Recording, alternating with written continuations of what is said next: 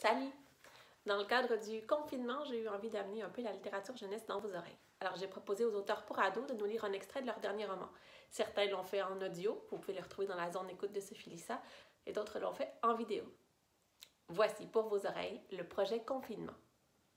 Alors bonjour, mon nom est Louis Laforce. Je suis l'auteur du roman Du soleil plein les lunettes, le premier tome de la série Mamzelle Lily Rose qui vient de paraître au début du mois de mars chez Antara.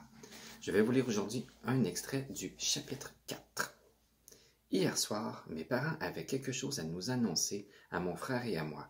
Ils avaient l'air très excités, mais nous n'avons rien su de leurs bonnes nouvelles tellement le souper s'est mal déroulé. Il faut dire que j'étais plutôt grincheuse après avoir vu Max et Steffi s'embrasser sans retenue. Max et son ex. Et puis, l'idée que je parte en Californie, seule ou avec une amie, n'est pas passée comme une lettre à la poste, mais alors là, pas du tout.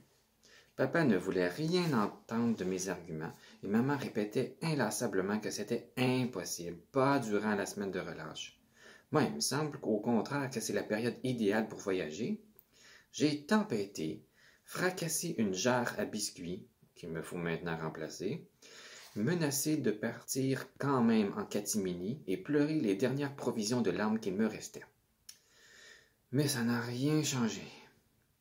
Comme si ce n'était pas suffisant, le téléphone a sonné alors que nos assiettes étaient à moitié pleines. C'était ma tante Mireille qui, victime d'un accident de ski alpin, prévenait qu'elle ne se joindrait pas à nous pour le réveillon. Apparemment, elle souffre d'une commotion cérébrale et sa jambe gauche est plâtrée. Mireille est la sœur de maman et ma marraine.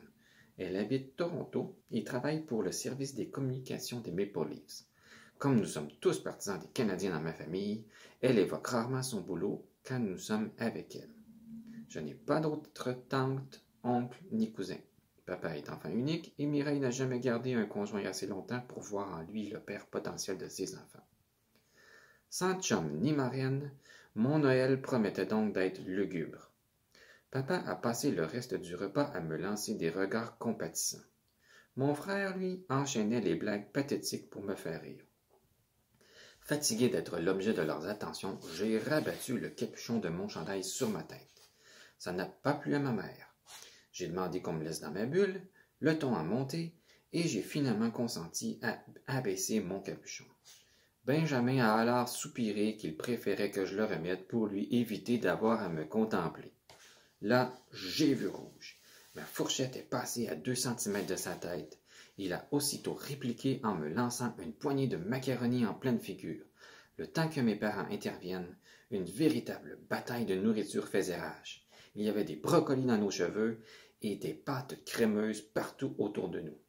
Je n'ai jamais vu mon père aussi rouge de colère, ni ma mère aussi blanche. Mettons qu'après ça, ils n'avaient plus envie de nous annoncer leurs grandes nouvelles. Ben et moi avons tout ramassé, puis nous sommes montés dans nos chambres sans dire un mot.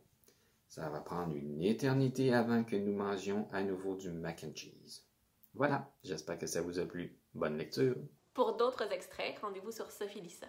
Et pour lire les livres dont il est question, vous pouvez le trouver dans une bibliothèque ou dans une librairie sous format numérique. Bonne lecture!